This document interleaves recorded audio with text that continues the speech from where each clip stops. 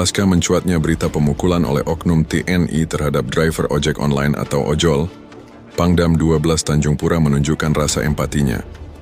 Selaku pimpinan tertinggi TNI Angkatan Darat di tingkat Kodam 12 Tanjung Pura, Maijen TNI Jamal Lulael menjenguk Teguh Sukmajaya, korban pemukulan oknum TNI di Pontianak yang saat itu masih menjalani perawatan medis di Rumah Sakit Medika Jaya, Kota Pontianak, pada hari Senin tanggal 22 September tahun 2025.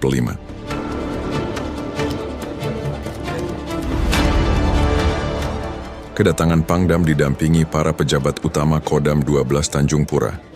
Selain memberikan dukungan moral serta permohonan maaf kepada korban dan keluarga, Maijen TNI Jamal Lulael juga memastikan bahwa penanganan kasus ini tetap berjalan secara profesional dan transparan.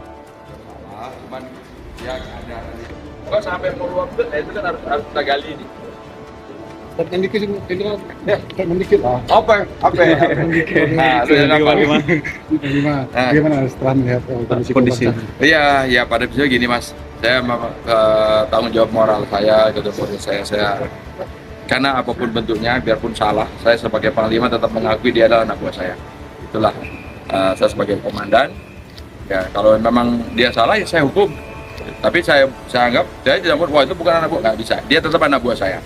Jadi kita harus konsekuensi gitu. Dan sebagai bukti empati saya datang di sini, saya melihat korban, ya saya ketemu keluarga, saya mohon maaf atas nama institusi. Biarpun saya tahu di proses ini kejadiannya bukan antara institusi ke institusi ya Mas ya. Ini hanya saya lihat, saya baca sih laporannya itu hanya ada gesekan personal di lapangan. Sesaat kemudian mungkin emosi meluap, terjadilah hal sedemikian. Jadi saya agak sedikit tenang sebetulnya, meskipun itu sudah jadi korban, bukan karena ada intimidasi terus kemudian pengeroyokan dan sebagainya. Yang penting itu. Tapi kalau sampai ada pengeroyokan berarti kan ada sesuatu yang salah. Tapi kalau emosi sesaat ya, saya bilang siapa aja bisa mengalami, hanya tinggal bagaimana dia mengendalikan emosinya gitu. Jadi saya meskipun ini kata orang Jawa bilang udah jatuh aja masih untung gitu kan, ya untung bukan masalah pengeroyokan atau mungkin masalah sesuatu yang direncanakan gitu ya.